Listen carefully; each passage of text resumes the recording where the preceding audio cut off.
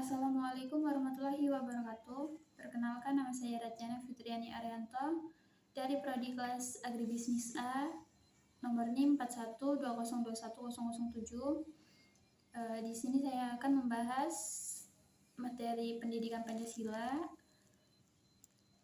Baiklah, bab yang pertama, pengantar pendidikan Pancasila. Dalam pasal 35 ayat 5 Undang-Undang Nomor 12 Tahun 2012 yang menyatakan bahwa kurikulum pendidikan tinggi wajib memuat mata kuliah pendidikan agama, pendidikan Pancasila, pendidikan kewarganegaraan, dan bahasa Indonesia. Menunjukkan bahwa negara berkehendak agar pendidikan Pancasila dilaksanakan dan wajib dimuat dalam kurikulum perguruan tinggi sebagai mata kuliah yang berdiri sendiri.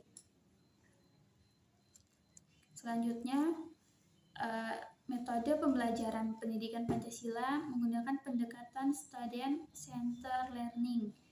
Yang pertama, knowledge, kedua attitude, dan yang ketiga skill mahasiswa.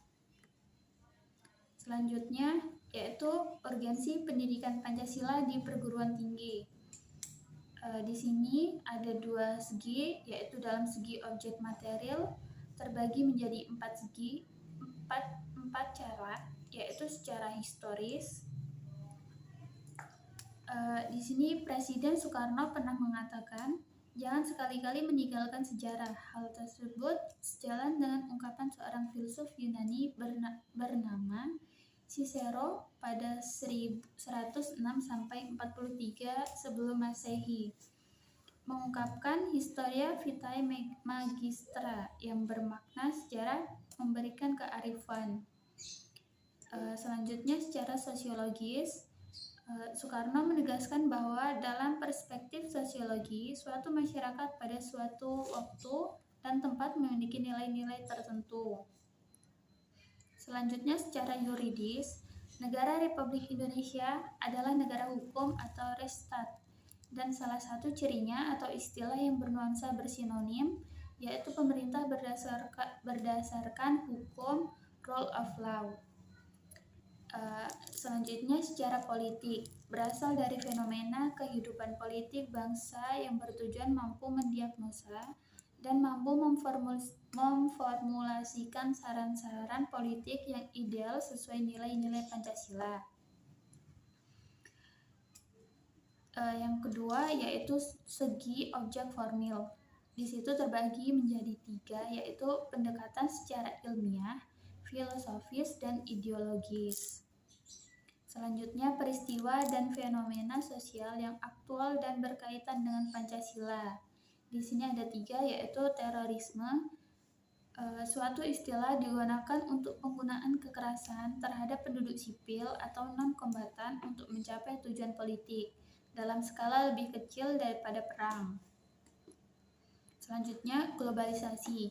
Pengaruh globalisasi di Indonesia yang sudah didominasi oleh gaya kapitalis dan pemikiran liberalis. Dan yang terakhir, disintegrasi bangsa. Integrasi bangsa adalah landasan bagi tegaknya sebuah negara modern. Selanjutnya, pengertian Pancasila.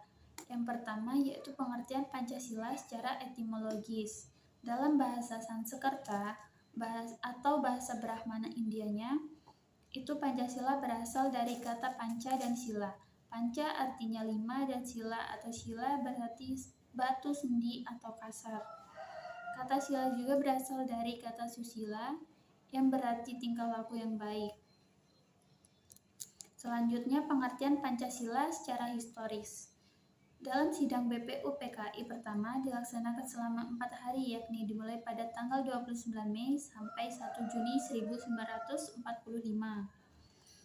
Di situ, dalam pidato pertamanya disampaikan oleh Mr. Muhammad Yamin pada 29 Mei 1945.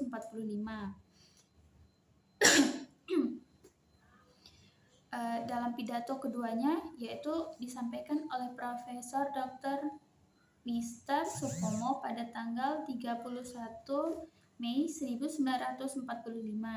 Dan yang terakhir, pidatonya disampaikan oleh Insinyur Soekarno pada tanggal 1 Juni 1945. Selanjutnya, pengertian Pancasila secara yuridis. Dalam tata urusan atau rumusannya tercantum dalam alinea keempat pembukaan Undang-Undang Dasar 1945. Kemudian secara konstitusional menjadi rumusan yang disahkan sebagai dasar negara Indonesia oleh PPKI pada tanggal 18 Agustus 1945.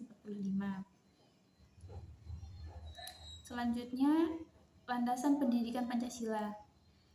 Pemerintah Orde Baru menyeragamkan paham dan ideologi bermasyarakat dan bernegara dalam kehidupan yang bersifat pluralistik.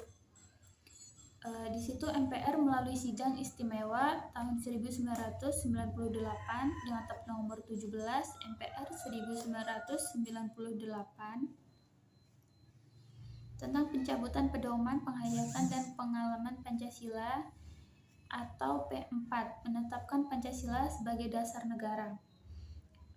Ada 4, yaitu landasan historis, landasan kultural, landasan yuridis, dan landasan filosofis.